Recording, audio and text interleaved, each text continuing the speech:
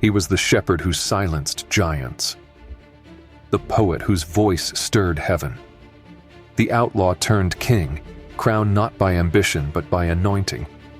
He sang in caves and reigned in Zion. He wept for his enemies and danced before his God. David, son of Jesse, slayer of Goliath, beloved of the Most High. From his lineage came the promise, from his throne, a covenant, and from his life, a shadow stretched across centuries until it touched a cradle in Bethlehem and a cross outside Jerusalem. In the days when the throne wavered and the people groaned beneath the shadow of a faltering crown, the voice of the Lord rang out, not in thunder, but with solemn finality. The reign of Saul would not endure, for the Lord had turned his gaze toward one unseen by men, but known to heaven. He sought not the strong nor the crowned. He sought a heart, and he found it. In the hills of Bethlehem, beneath skies ancient and silent, a shepherd watched over his flock.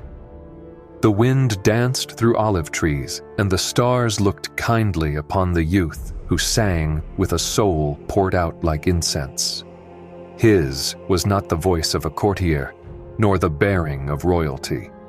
Yet heaven called him beloved, a man after God's own heart, chosen not for might, but for the mystery of his soul's alignment with the will of the eternal. He would not merely sit upon a throne, he would fulfill all the desires of his Maker. From the lineage of Obed, born of Ruth, the stranger folded into the story of redemption, came Jesse, and from Jesse, David, the last, the least, the overlooked. Yet in this youngest son lay the pattern of divine reversal, the stone rejected by builders, destined to become the cornerstone. The Lord breathed wisdom into him, as light pierces the dawn.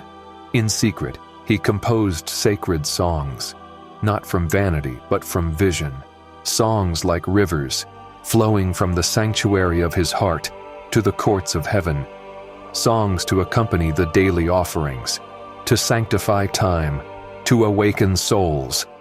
More than king, he was the poet of God's mysteries, the warrior of righteousness, the prophet whose gaze beheld the shadows of things to come. He was the mirror in which divine justice would be reflected, not perfectly, but truly. Through his line would come a ruler not only of Israel, but of all creation. And so, across the generations, a prayer began to echo. Raise up, O Lord, the Son of David. Let him gather the holy. Let him shepherd with righteousness. Let him cleanse the city from all that defiles. This was not the yearning for a man. It was the aching for eternity to break into time. From Bethlehem soil, from shepherd's field, from the breath of prophecy he arose, a flame lit in the dark of Israel's night, a covenant wrapped in flesh. The harp still trembles with his melodies, and the crown yet glows with promise. The shepherd waits, the throne awaits, and the heart of heaven is stirred. The prophet mourned beneath the weight of a fading throne. Saul, once chosen, now cast aside, had been rejected by the one who sees all. Yet even as Samuel wept, the voice of the Lord stirred the silence. How long wilt thou mourn for Saul? Arise, fill thine horn with oil. I have provided me a king. So the prophet rose, aged hands trembling with obedience, and journeyed to Bethlehem, city of humble lineage, cradle of unseen kings. There he came to the house of Jesse, summoned not by human invitation, but by divine appointment. Jesse brought forth his sons, one by one. First came Eliab, tall, strong, regal of face. And Samuel, beholding him, thought within, Surely the Lord's anointed stands before me. But the voice spoke swiftly, Look not on his countenance, nor the height of his stature. I have refused him. For the Lord seeth not as man seeth. Man looketh on the outward appearance, but the Lord looketh on the heart. So came Abinadab and Shammah and the others, 7 in all. yet none were chosen. The prophet's brow furrowed. He turned to Jesse and asked, "Are these all thy children?" Jesse answered almost as an afterthought, "There remaineth yet the youngest. He keepeth the sheep." And Samuel replied, "Send and fetch him, for we will not sit down till he come hither." Then they waited, prophet, father, brothers, all stilled in suspense. And from the fields he came, the shepherd, the youngest, ruddy and radiant, his eyes alight with hidden fire. The scent of pasture still clung to his garments, and the dust of hills rested on his feet. And the Lord said, "Arise, anoint him, for this is he." Samuel rose. The oil flowed from the horn like sunlight poured upon the head of the youth. In the midst of his brethren, in a moment cloaked in wonder, David was set apart. And as the oil touched his brow, the Spirit of the Lord rushed upon him, mighty, invisible, eternal. From that day forward, the stone the builders rejected had become the cornerstone. Though overlooked by his father, dismissed by his brothers, and underestimated by the prophet himself, he was the one beloved of God. For his name, David, was not merely spoken, it was sealed in heaven, beloved. Wisdom began to stir in him like dawn rising upon the earth. Light touched his spirit, and the breath of prophecy kindled in his soul. He would not only rule, he would sing. He would not only fight, he would see. Psalms would flow from his lips like incense rising to the heavens, his voice echoing before the altar of the Most High. Thus, in the quiet hills of Bethlehem, far from royal halls and silver scepters, the Lord anointed a shepherd boy. And heaven rejoiced in the choosing of the unexpected, for God had found his king, not in might, but in mystery, not in appearance, but in heart. The oil still glistens. The valley lay silent beneath a looming dread, its air heavy with the weight of 40 days of defiance. There stood Goliath of Gath, giant among men, clad in bronze like a tower forged for war. His stature eclipsed all who beheld him. The shaft of his spear thick as a weaver's beam, its head iron and terrible. His voice roared like thunder upon the hills of Elah, and his challenge echoed with blasphemy. "I defy the armies of Israel this day. Choose a man and let him come down to me." But none came. The hearts of Israel trembled. Even Saul, anointed of old, stood still in fear. Then from the shadows of obscurity stepped the unexpected. A youth, ruddy and unarmored, fresh from tending sheep. His hands bore no sword. His limbs bore no weight of armor, only a sling and 5 stones drawn from the brook's bed like treasures chosen by heaven. He beheld the giant and asked, "Who is this uncircumcised Philistine, that he should defy the armies of the living God?" The soldiers mocked. His brothers burned with jealousy. Even Saul, though desperate, questioned his courage. But David's heart held no fear, only fire. "The Lord who delivered me from the paw of the lion and from the paw of the bear, he will deliver me from the hand of this Philistine." And so he went. Not with shield, nor spear, but in the name of the Lord of hosts. The giant laughed, a sound like the groaning of the earth. "Am I a dog, that thou comest to me with staves?" He mocked. He cursed David by his gods, and thundered, "Come to me, and I will give thy flesh unto the fowls of the air and the beasts of the field." But David stood firm, the spirit burning in his chest. "Thou comest to me with a sword, and with a spear, and with a shield. But I come to thee in the name of the Lord of hosts, the God of the armies of Israel. This day shall he deliver thee into mine hand, that all the earth may know there is a God in Israel, for the battle is the Lord's." Then he ran ran toward the towering defiler with sling in hand and faith unshaken. One stone flew swift and silent, but it was no ordinary flight. The heavens guided its path, and the Spirit pressed it home. It struck the forehead of the giant, not merely with force but with divine fire, and the skull cracked like earth split by lightning. Goliath fell, and the ground groaned beneath him. The boastful breath left his lungs. David, still unarmed, stood over him, seized the giant's own sword, and with a single stroke severed the proud from the living. The valley, once filled with threats, rang with cries of victory. The enemy fled. Israel rose, and the shepherd stood, breath calm, eyes lifted, not to the crowd, but to the heavens. His hands, once soft from harp strings and wool, now bore the blood of deliverance. But his heart remained steadfast. Blessed be the Lord, my strength, who teacheth my hands to war, and my fingers to fight. He hath given me the necks of mine enemies. The sling and the stone were laid down. But faith had triumphed. The unseen had conquered the towering. And through this youth, unarmored, underestimated, and beloved, God had shown that victory belongs not to the sword, but to the Spirit. And so the name of David was no longer unknown, but in heaven he was already sealed. Warrior of trust, vessel of courage, heart after God. The valley now stood silent again, but the echo of faith had forever shattered the voice of fear. The praises had barely faded when shadows began to stir. Where once Saul had loved David, now envy grew like thorns in his heart. For the people sang, Saul hath slain his thousands, but David his 10,000s. And from that day forward, the king's eye held a storm. Saul, once chosen, now trembled with torment. A javelin hurled in rage, a feast turned battlefield. The spear struck the wall where David had stood. The throne had become a snare, and David, though faithful, became a fugitive.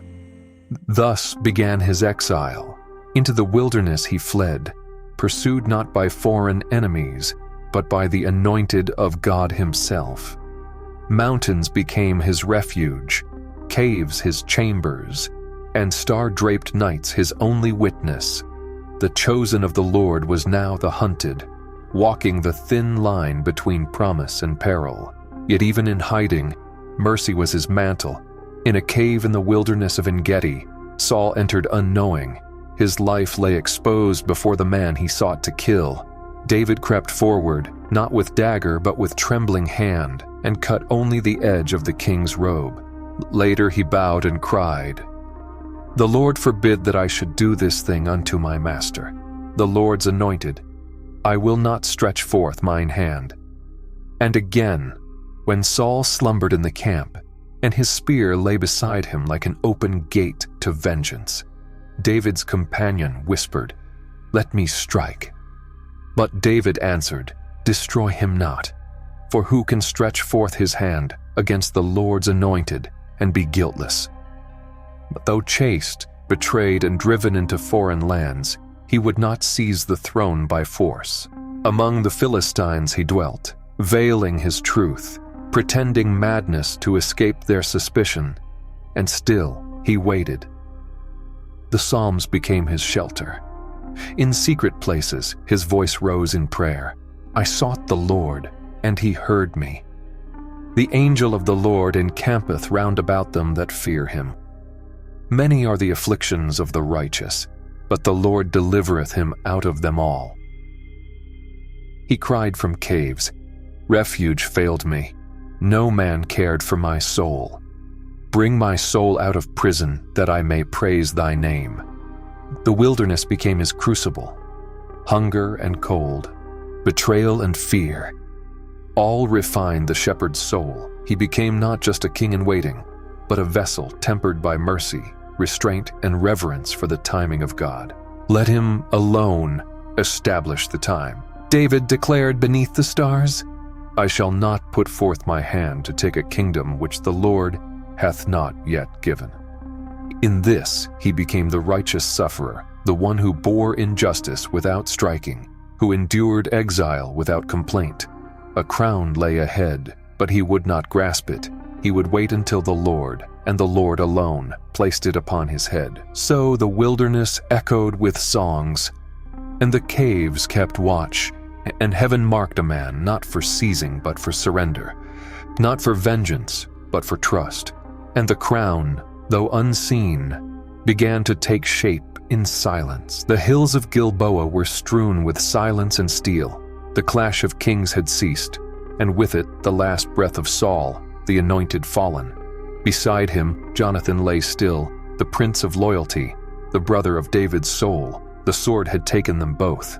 Israel's crown was cast down into the dust, and the mountain wind carried only lament.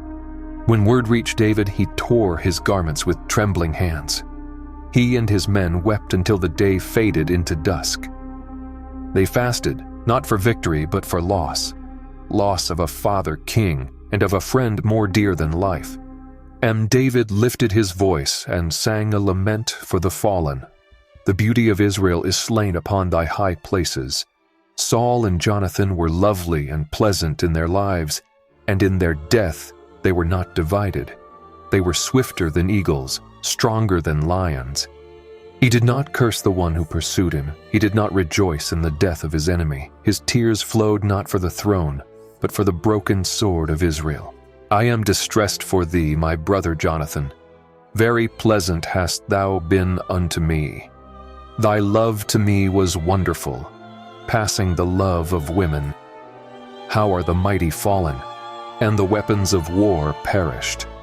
Thus ended an era with grief, not coronation.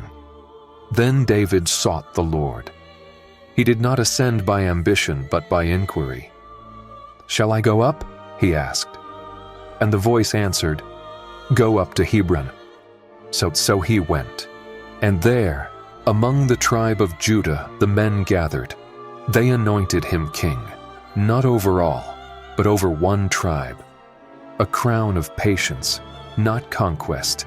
A kingdom begun in quiet, not in thunder.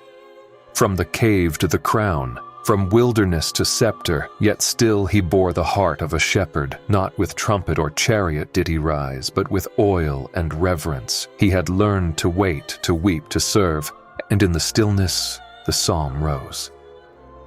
The Lord is my shepherd, I shall not want.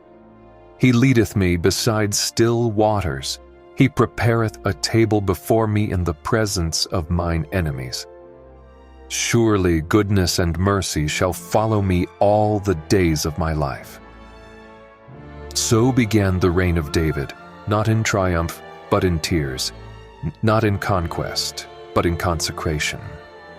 The shepherd was crowned, but not yet fulfilled. For the throne of Israel remained divided, and the shadow of war lingered on the horizon. Yet the anointing in Hebron marked the beginning. The path of unity had opened, and heaven watched as the shepherd stepped into his calling, not to rule by force, but to lead by heart. At last, the long night of division yielded to dawn. The tribes, once scattered in strife, gathered as one, 12 streams converging to a single river. They came to Hebron, sons of every banner, and said to David, Behold, we are thy bone and thy flesh. Thou wast he that led out and brought in Israel. And the Lord said, Thou shalt feed my people. And there, where 7 years of patience had shaped the heart of a king, they anointed David no longer as king of Judah alone, but of all Israel.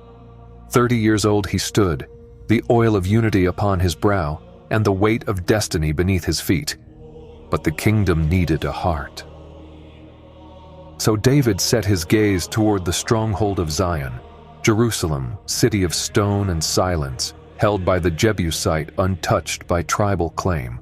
The gates mocked his coming, yet he rose and pressed forward, and he took the fortress, not with pride but with purpose, and called it the City of David.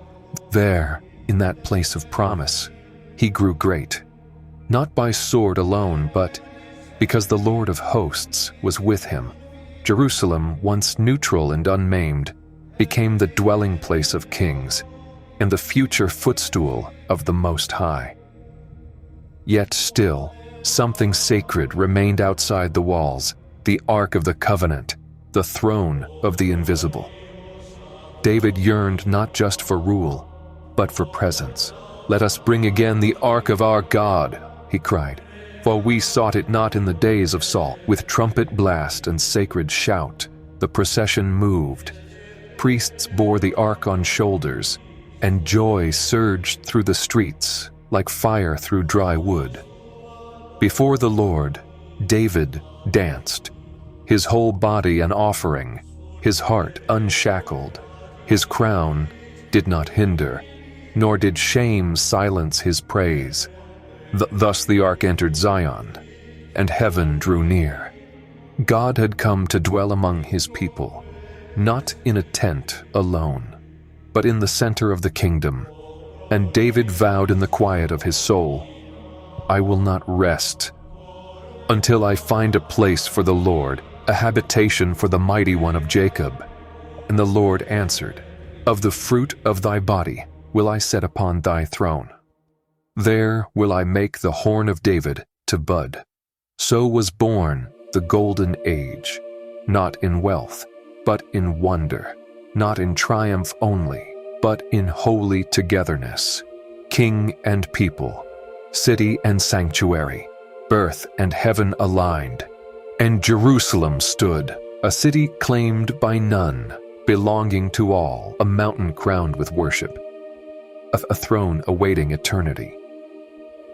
And in its midst the shepherd king dancing before the Lord. When the wars were quieted and the crown rested lightly upon his brow, David sat in the stillness of cedar halls, his heart, full of gratitude, turned toward the ark of God.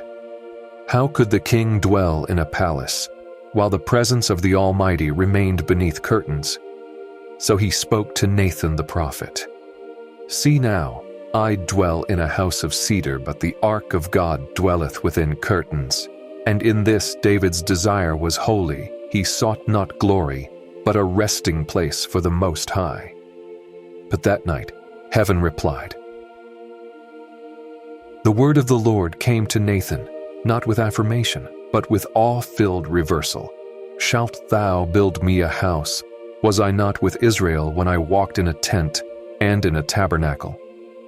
I took thee, David, from the sheepcote, from following the flock, to be ruler over my people. I have been with thee whithersoever thou wentest. But thou shalt not build me a house, for I shall build thee one." Then came the promise, ancient and eternal. "I will raise up thy seed after thee. I will establish his kingdom. I will be his father, and he shall be my son. And thy house and thy kingdom shall be established forever.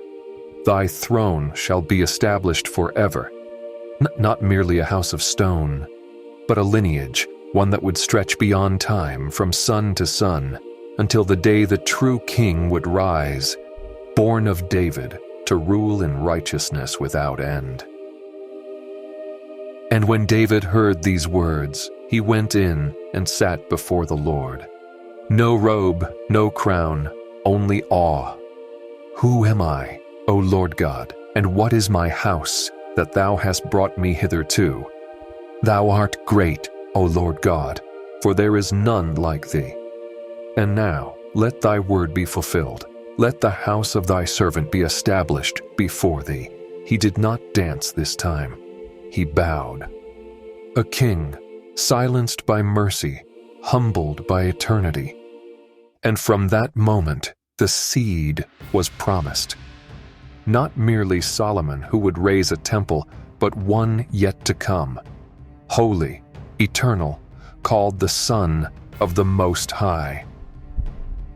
Centuries later, the people still cried, "Raise up for them their king, the Son of David, a righteous king, taught by God, to rule thy people, to gather the holy, to purge injustice."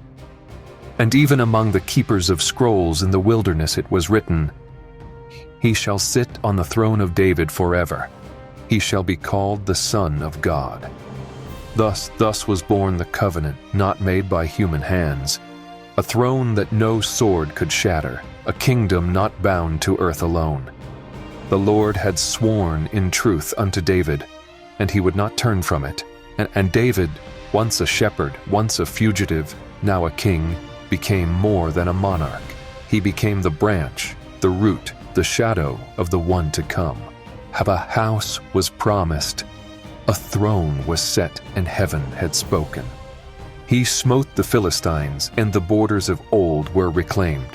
Moab was subdued, and the Syrians bowed low.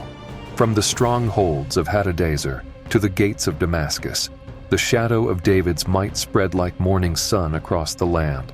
Yet in every triumph, one refrain resounded. The Lord preserved David whithersoever he went. His hands bore the sword, but his heart bore the harp. In Psalms he gave glory, not to chariots nor to horsemen, but to the name of the Lord his God. Some trust in chariots, he sang, and some in horses, but we will remember the name of the Lord.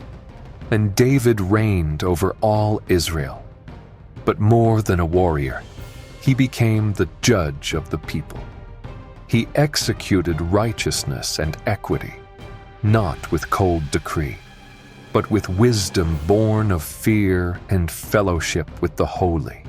Each decision, each order, bore the imprint of the throne above.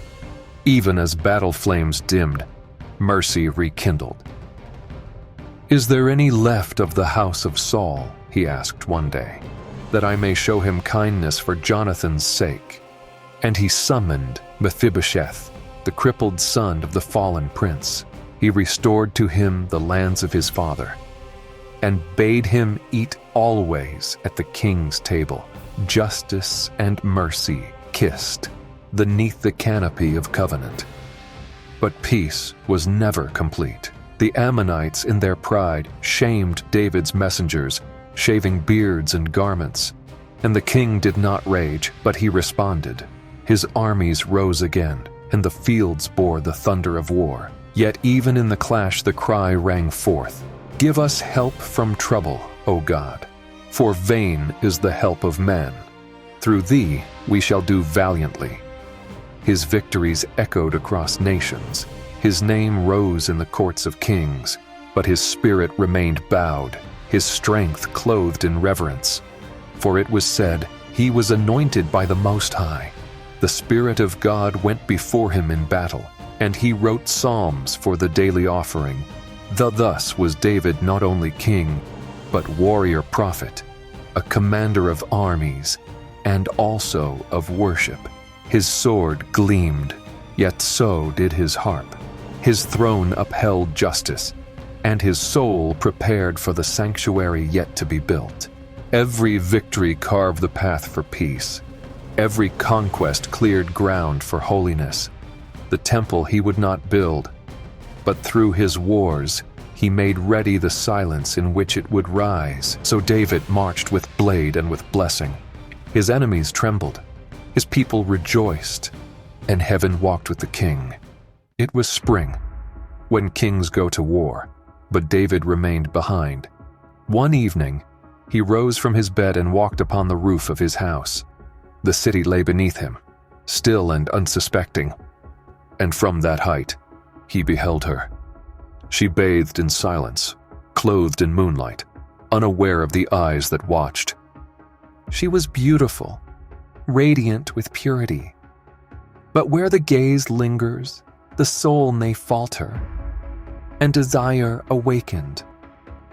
He sent for her. She came, and the sacred line was crossed. No prophet thundered, no trumpet warned, only silence, heavy and charged. The king lay with the wife of another, and a shadow entered the palace. She conceived.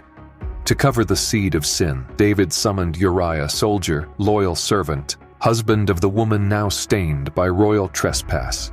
But Uriah, bound by honor, refused the comforts of home while his brothers were at war.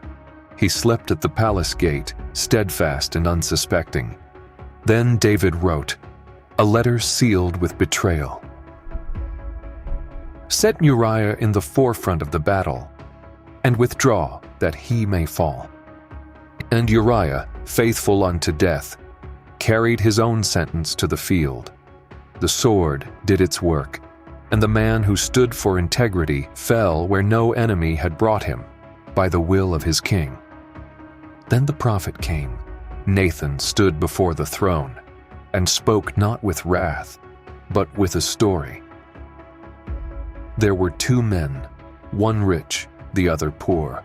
The rich man had many flocks, the poor had but one lamb. And the rich man took that lamb and prepared it for a stranger. And David burned with anger. The man that have done this shall surely die. Nathan's eyes met his. Thou art the man. And silence fell.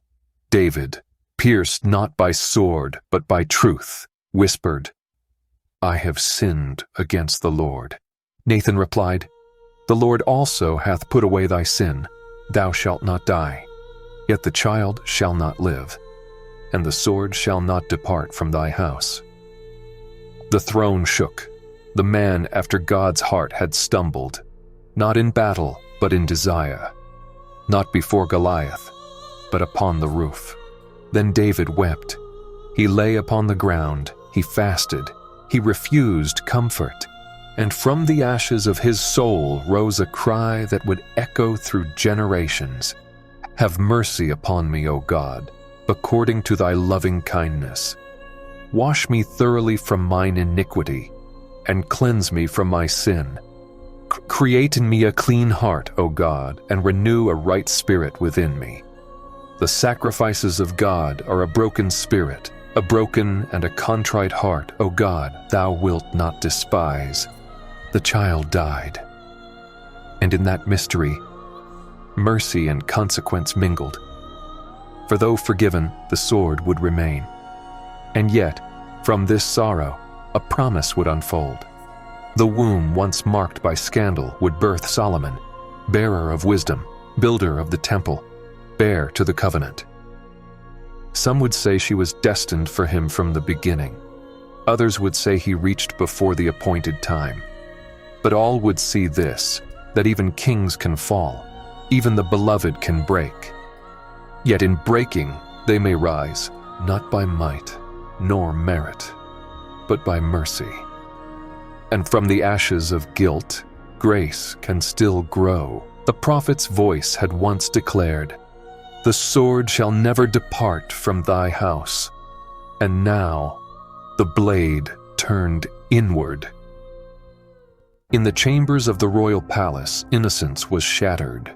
Tamar, fair and undefiled, was taken by her half-brother Amnon, whose lust burned like a hidden fire.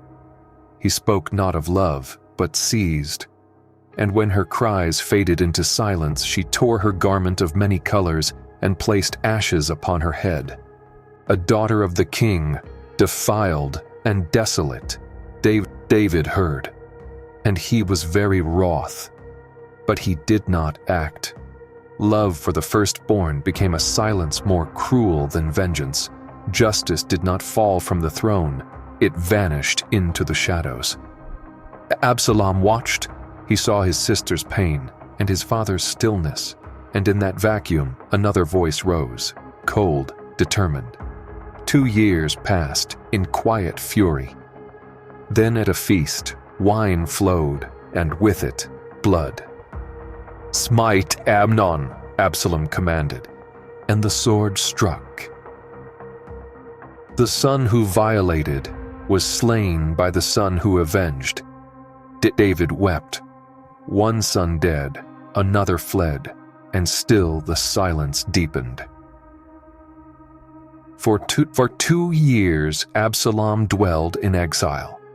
Joab intervened, and the rebel returned. But David would not see his face. Distance grew like a chasm, love without words, forgiveness without touch, justice without resolution. The house of David, once the center of covenant, now trembled with fracture.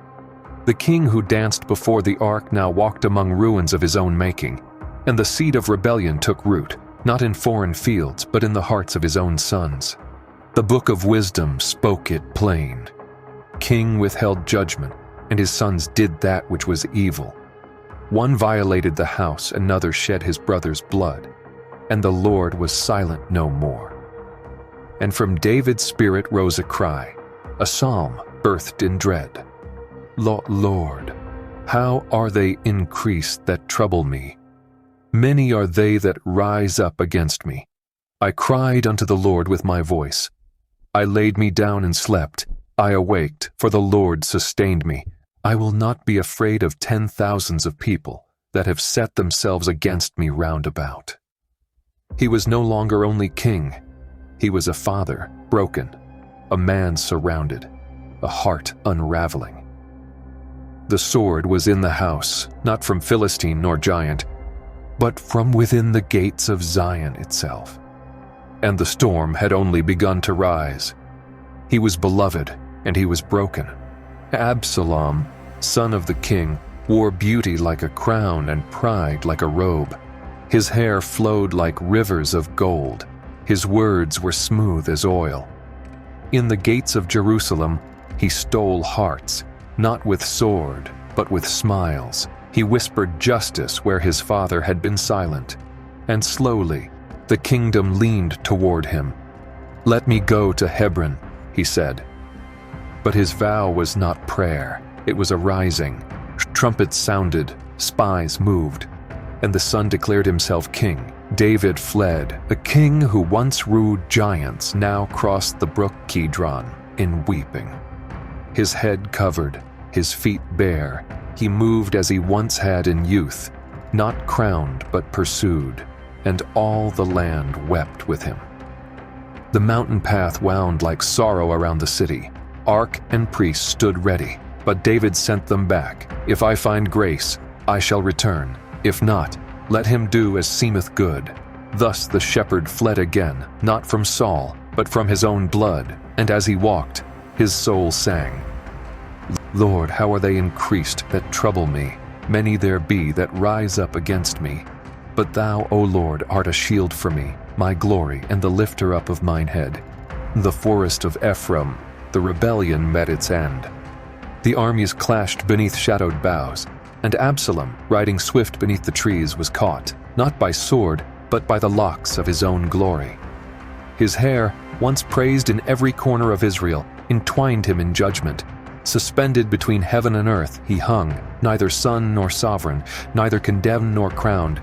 The tree bore the weight of pride. David had said, "Deal gently with the young man for my sake," but Joab would not tarry. 3 darts found the heart of the rebel, and the forest consumed the body in silence. The message came to David, and the king was moved, more than moved. He climbed the gate chamber, trembling, and as he went, the cry broke from his soul. O Absalom, my son, would God I had died for thee. O Absalom, my son, my son. It was not the cry of a ruler. It was the sob of a father. Love undone, discipline delayed. Rebellion answered not with wrath, but with grief. A harp with no strings, a throne with no heir, a heart with no defense. Thus the rebellion ended, not with triumph, but with lament. A son slain, brother broken, a kingdom bleeding. And David, again in wilderness, whispered, O God, my soul thirsteth for thee. Thy loving kindness is better than life. My soul followeth hard after thee. Thy right hand upholdeth me. For in the sorrow of Absalom, heaven cast a mirror, a wound, and the echo of divine heartbreak over sons that rise only to fall. The gates of Jerusalem opened once more, and David returned, not in triumph, but in weariness. Absalom was gone, but the rift remained. The crown sat heavier than before, and though the throne was his, the unity was not. Ben rose Sheba, son of rebellion, a man of Belial, who blew the trumpet and cried, "We have no part in David." And once again the tribes scattered, following the winds of their own hearts. The kingdom cracked like old stone, fragile and faulted beneath the weight of old wounds. David reigned, but peace slipped through his fingers like sand. Then, in a moment of faltering trust, the king sought to measure his might. He commanded a census not for justice nor worship, but to number the people, as though strength could be weighed in flesh. Joab, no stranger to blood, hesitated.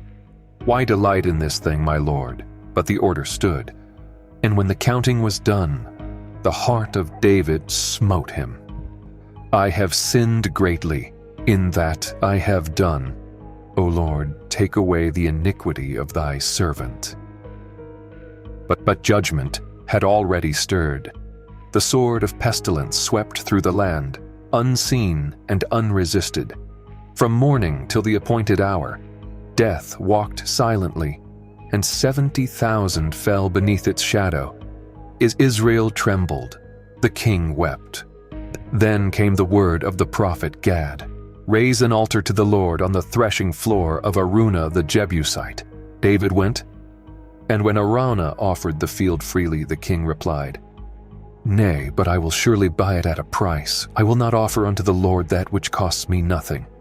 There, on that sacred ground, between judgment and mercy, wrath and repentance, David built the altar. He offered burnt offerings. He called upon the name of the Lord. And heaven answered with fire. The plague was stayed, and David looked upon the place. A floor once used to winnow grain had become the ground of atonement. The wind that had scattered death now lifted incense. And he declared, "This is the house of the Lord God. This is the altar of burnt offering for Israel." From the ashes of failure, the foundation was laid, and in the quiet that followed, David sang, "Thou hast turned my mourning into dancing, to the end that my glory may sing praise to thee and not be silent." Yet the warning echoed still, for it is written, "Many are the crowns heavy with pride, and their end is fire and dust." A kingdom built on trust had faltered in counting. A king beloved had stumbled in glory. And yet, even there, on the threshing floor between judgment and redemption, God carved out a future. The sword was sheathed. The altar stood, and mercy whispered again. Age had bowed the warrior's frame. The harp was quieter now, the voice more tremulous. But the fire had not wholly dimmed. David lay upon his bed, the same man who had once danced before the ark, wept in caves, and sung beneath stars. Now the palace whispered of succession, and pride stirred once more within the house. Adonijah, son of Haggith, rose with ambition. "I will be king," he said, and he exalted himself, gathering chariots, horsemen, and men of favor. He moved in the shadows of palace corridors, as Absalom once had. The sword in the house had not departed. But Nathan the prophet came, and Bathsheba spoke. And the king, stirred by the Spirit, rose in final clarity. "Call me Zadok the priest, and Nathan the prophet. Take Solomon my son, place him upon mine own mule, and anoint him king." So they did. In Gihon's waters the horn was filled, and Solomon was crowned with oil and destiny. Trumpets sounded, the earth shook, and the people rejoiced. The throne was preserved, not by strength, but by obedience. And then David, though weary, stood. Before all Israel he gave charge. "I had it in mine heart to build a house for the Lord, but he chose Solomon." And turning to his son, he spoke, Know the God of thy father, serve him with a perfect heart. If thou seek him, he will be found of thee. Privately, the old king drew Solomon near and whispered his final command. Keep the charge of the Lord thy God, walk in his ways, that the Lord may continue his word which he spake concerning me. Then he turned his face toward heaven and prayed, Thine, O Lord, is the greatness, the power, and the glory. All that is in the heavens and in the earth is thine. Blessed be the Lord God of Israel, who only doeth wondrous things. The crowd rested, the harp stilled, and David slept with his fathers, buried in the city that bore his name. He reigned 40 years, 7 in Hebron, 33 in Jerusalem. But his reign echoed beyond time. For before he closed his eyes, he placed into Solomon's hands the sacred trust, the writings, the law, the mystery of kingship and priesthood, the lamp of the kingdom that would burn until the coming of the light of the world. And the sons of the prophets bewailed him, saying, He was the last among the fathers, and the first among the kings. From his lips had flowed psalms, from his life had sprung prophecy. He was shepherd, singer, soldier, sinner, sovereign, but in his end he was servant. And as the sun set upon his life, a prayer rose like incense. Give the king thy judgments, O God. He shall judge thy people with righteousness. In his days shall the righteous flourish. His name shall endure forever. David died, but the covenant lived. The harp was laid aside. But the melody continued. The lamp burned on. The grave could not silence him. Though the harp was stilled and the scepter laid down, David's name echoed through scroll and psalm, through promise and prophecy, not as one forgotten, but as one chosen to carry eternity within his line. He was the son of Jesse, the shepherd of Bethlehem, the singer of Israel. Yet his story did not end in the tomb carved in Zion's hill. It became seed. From his lineage, a hope was born. A yearning not only for justice on earth, but for a king who would reign in righteousness forever. Raise up for them their king, the righteous cried, the son of David, taught by God, who shall not stumble in his days. The psalms he sang were more than songs. They were visions, oracles, echoes of the end of days. The Lord said unto my Lord, Sit thou at my right hand. David saw what others could not. His own seed exalted beyond time, beyond death. The apostles bore witness. David is both dead and buried, Peter proclaimed. But being a prophet, he spake of the resurrection of Christ. And Paul declared, I have found David, son of Jesse, a man after mine own heart. Of his seed God hath raised a Savior, Jesus. The harp gave way to the crown gave way to the cross, and from the cross a greater kingdom rose.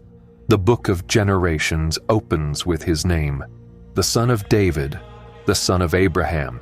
The genealogy flows like a river. From Jesse to David, from David to Solomon, and on, until it rests upon a carpenter's son, born in the same city where shepherds once watched by night. In the heavens the cry went forth, Behold, the Lion of Judah, the Root of David.